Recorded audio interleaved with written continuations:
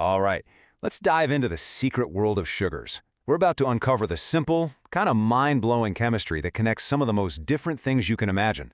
We're talking everything from sweet, sticky honey to the tough shell on a crab.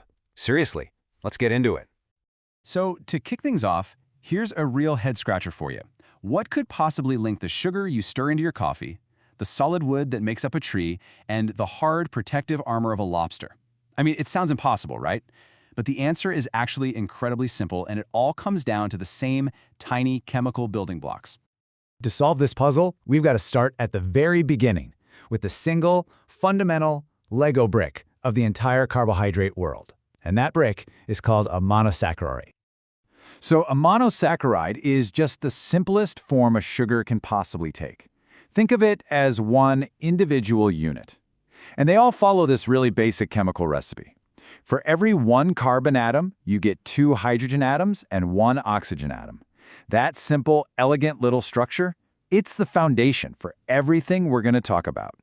Now, even these simple little bricks come in a couple of different flavors. The 2 most famous ones are glucose and fructose. The key difference between them is just the location of one specific part of their structure. If it's at the end of the chain, we call it an aldose, like glucose. If it's tucked away in the middle, it's a ketose, like fructose. And that tiny little change, it has some pretty big consequences down the line. And hey, here's a fantastic little memory trick for when these sugars fold up into rings, which they love to do in water. Just remember, glucopyran for glucose's 6-sided ring, and fructofuran for fructose's 5-sided ring. It's just a neat little way to keep them straight in your head. So, what are these single sugars actually like? Well, for one, they're sweet, and they dissolve really easily in water. That's thanks to all those little OH groups hanging off them. They also have this important chemical property of being reducing sugars, which just means they're really eager to react and donate electrons. But, and this is the most important part, they can link together to build much, much bigger things. And that ability to link together, well, that brings us to the next level of complexity.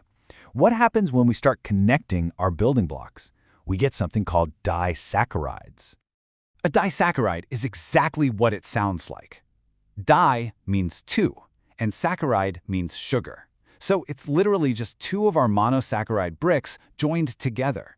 And the special chemical superglue that holds them together is called a glycosidic bond. So how do they link up? You know, it's actually pretty simple. 2 of our sugar units just line up next to each other, a couple of their OH groups interact, and then pop, a molecule of water is kicked out. And just like that, they're linked.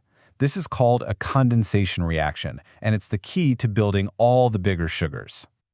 And you definitely know these disaccharides better than you think.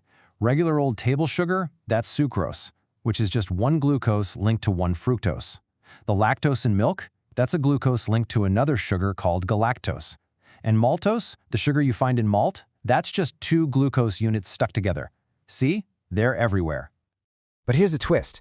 Not all pairs behave the same way. Remember how those single sugars were reducing and ready to react? Well, with disaccharides, it kind of depends. Lactose and maltose are still reducing because they have a free hand, so to speak, an end that can open up and react. But sucrose is the odd one out. Its reactive parts are both locked up in that glycosidic bond, which means it can't react in the same way. It's a non-reducing sugar. And if you're trying to remember that little detail about sucrose, here's another great, if slightly cheeky mnemonic for you. Sucrose sucks at reducing. Yeah, you're probably not going to forget that one anytime soon. Okay, we've seen singles, we've seen pairs. Now it's time to scale up, way up.